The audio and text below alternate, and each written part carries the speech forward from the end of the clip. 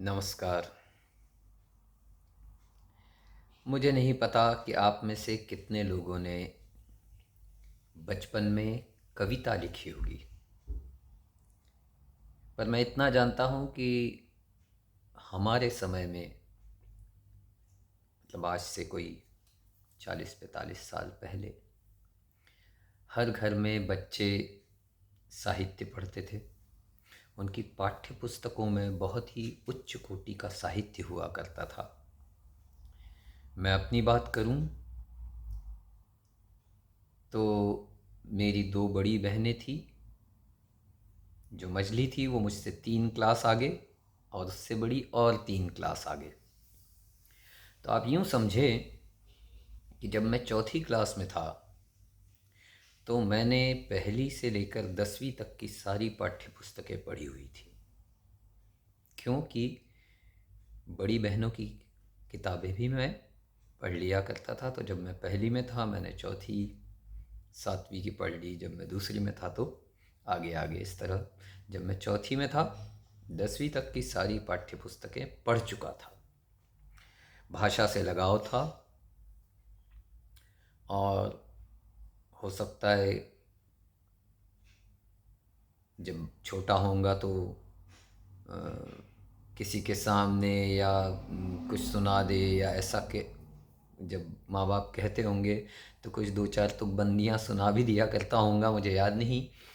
लेकिन मेरी याद में जो पहली कविता मैंने लिखी वो लगभग सन जब मैं चौथी में रहा हूँगा, चौथी कक्षा में रहा हूँगा, तब लिखी थी।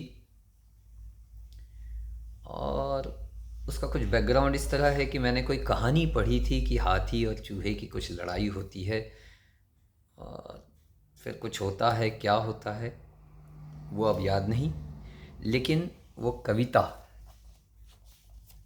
वो है। मेरी आदत थी कि मैं कहीं भी अपनी कविता लिख लेता था, उसके बाद एक डायरी में फेयर करता था उसको। तो वो है, उसका शीर्षक है कॉमन सेंस।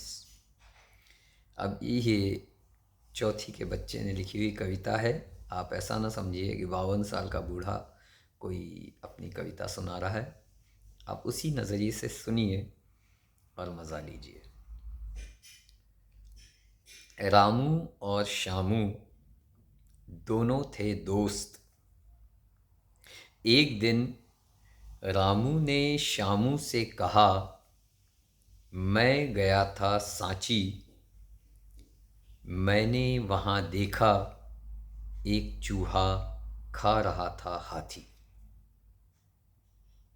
श्यामू बोला, तुम कहते हो झूठ, ऐसा होता तो वह खा लेता ऊंट, और अगर ऐसा ही होता तो वह खा लेता भैंस।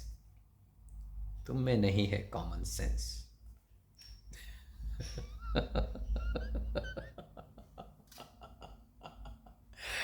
जैसे मैं अपनी कविता पे हंस रहा हूँ, आप भी हंस सकते हैं, लेकिन ये चौथी कक्षा में लिखी थी। और तब शायद जब मम्मी पापा को मैंने ये पहली अपनी कविता सुनाई होगी तो उन्होंने तारीफ़ की होगी, कुछ उत्साह बढ़ाया होगा, जिसके चलते मैं आज भी कविताएं लिख रहा हूँ। बेशक इससे कुछ बेहतर होती होंगी, मुझे नहीं मालूम। वो जो सुनते होंगे मेरे दोस्त, जो कि आज भी मेरी कविताओं से पक ही जाते हैं, तो वो बताएंगे कि कौन सी बेहतर थी। खैर, आज इतना ही। धन्यवाद।